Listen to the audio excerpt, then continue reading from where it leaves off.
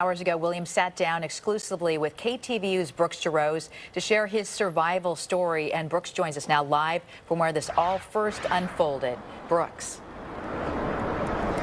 Well, Julie, the CHP says no arrests have been made in Friday's incident here on the Bay Bridge.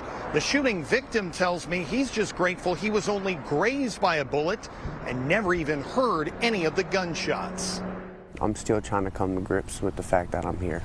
After days in the hospital ICU, Vincent Ray Williams recalls being behind the wheel on the Bay Bridge Friday night. He admits driving fast when he says he encountered another car and driver behaving erratically. So he tried to pass and the car followed. I slowed down. He slowed down.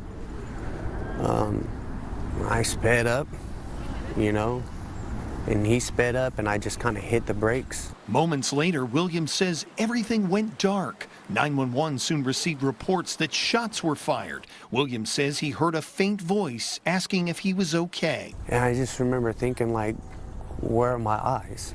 He says the next thing he saw or remembers was the bright lights from inside an operating room. Grazed by a bullet, Williams says he suffered a skull fracture and had brain bleeding. He's now recovering at home and has this message for whoever's responsible. I understand being so angry that you can act on impulse, but you gotta stop.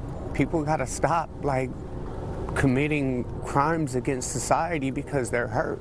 The CHP is investigating the incident. Williams says he was headed to San Francisco to help a homeless woman. Part of his work as CEO of the Urban Compassion Project. The advocacy group oftentimes denounces police and Caltrans actions against the unhoused. But on this night, Williams says it was a Caltrans worker who initially came to his rescue. That man saved me. He blocked my car with his trailer, and CHP came, and they didn't care who I was, what work I do. They were just there for me, and they wanted to save my life. And so my perspective has changed a whole lot. Just on life in general. Williams says he is in extreme pain. He's also been saddled with many large medical bills. He tells me that CHP is also reviewing the surveillance video on the Bay Bridge to better understand what exactly happened. Julie?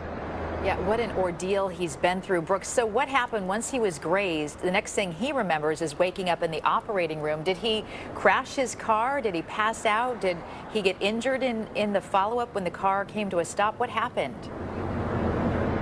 Well, he did tell me when everything went dark, he remembers his arms ceasing up and he was able to hit the brake with his foot. And from there, he says, everything is fuzzy. Just an amazing story, and thankfully he survived that and is a long road to recovery now. Brooks, thank you.